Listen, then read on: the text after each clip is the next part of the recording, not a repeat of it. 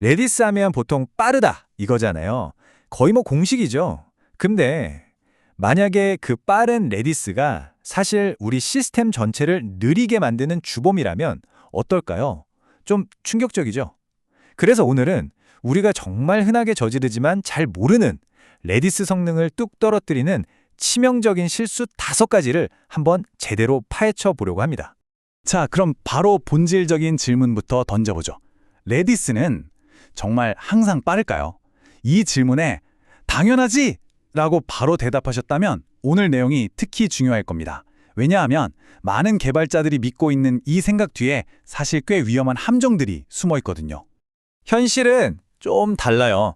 레디스는 잘 쓰면 정말 슈퍼카의 엔진 같은 역할을 하죠. 근데 아주 사소한 실수 하나 때문에 이 슈퍼카가 갑자기 급브레이크를 밟아서 시스템 전체를 멈춰 세울 수도 있다는 겁니다. 자, 그래서 오늘 우리가 다룰 내용들입니다.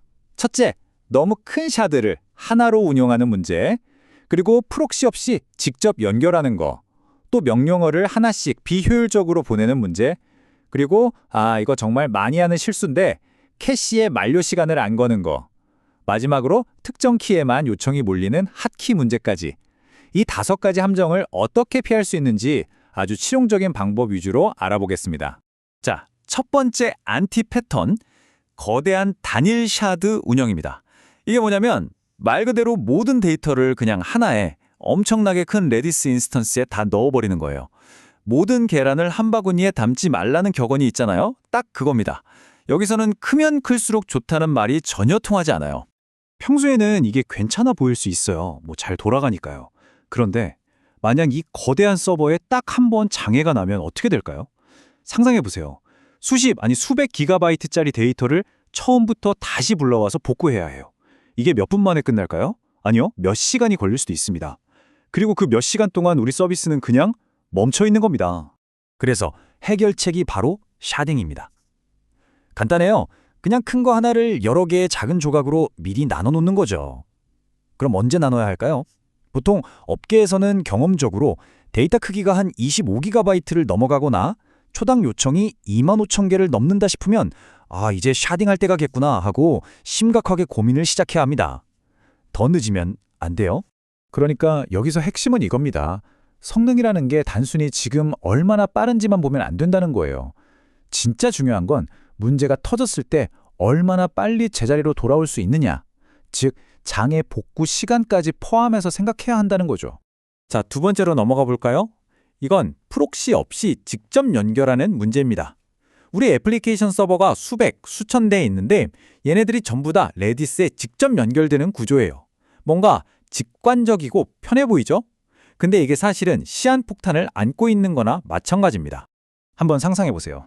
네트워크가 잠깐 끊겼다가 다시 복구되는 바로 그 순간 수천 개의 클라이언트들이 동시에 레디스한테 나 다시 연결해줘 하고 소리를 지르는 거예요.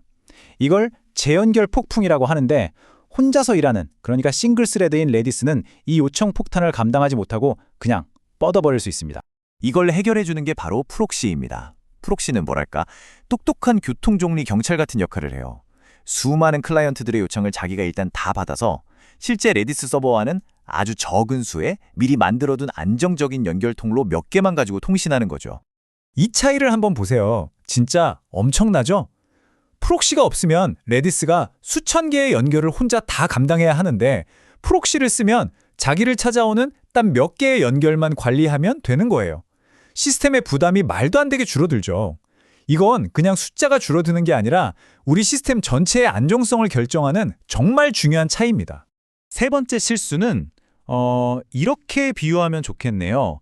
우리가 택배를 보낼 때 하나 보내고 그게 잘 도착했다는 연락을 받고 나서야 다음 택배를 보내는 거예요. 너무 비효율적이죠? 레디스의 명령어를 보낼 때도 똑같습니다.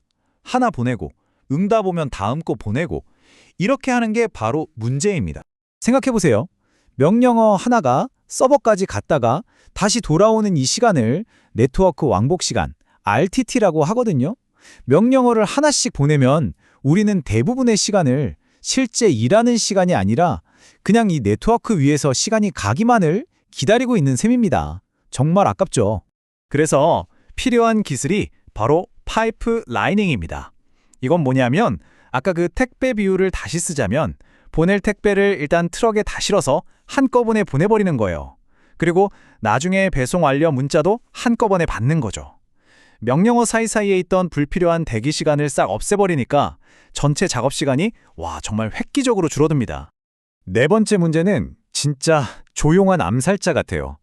너무 사소해서 그냥 지나치기 쉬운 실수인데 바로 캐시 데이터의 만료 시간, 그러니까 TTL을 설정하는 걸 깜빡하는 겁니다. 이 작은 실수가 우리 서버를 정말 서서히, 조용히 죽음으로 몰고 갈 수 있습니다. TTL은 Time to Live, 말 그대로 살아있을 수 있는 시간이잖아요.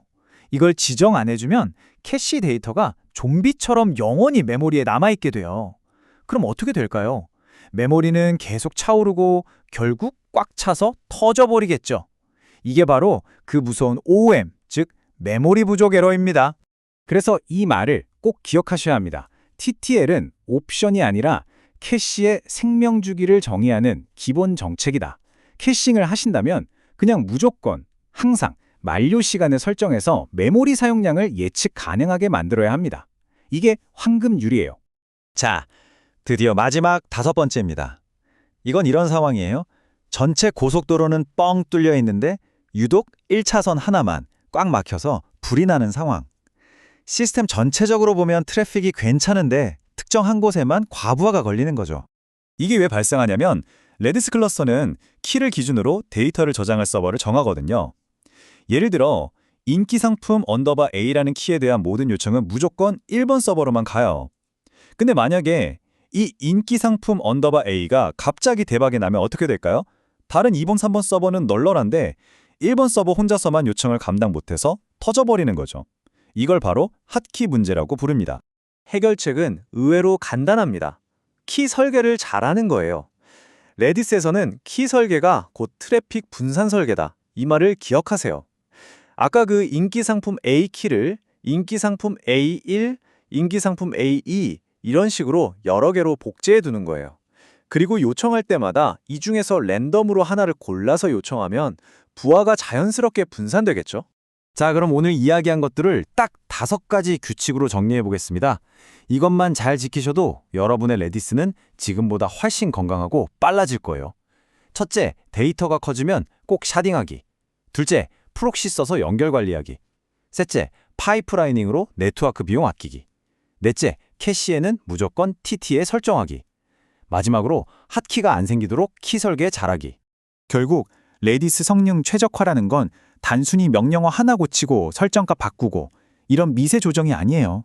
연결 방식부터 데이터 분산, 만료 정책까지 데이터에 접근하는 전체적인 그림, 즉 아키텍처를 처음부터 운영 관점에서 잘 설계해야 한다는 겁니다. 자, 오늘 이야기는 여기까지입니다. 마지막으로 여러분께 질문 하나를 남기면서 마무리할게요. 여러분이 지금 운영하고 있는 레디스는 과연 건강한가요? 오늘 우리가 함께 살펴본 이 5가지 항목을 체크리스트 삼아서 지금 바로 한번 점검해 보시는 건 어떨까요?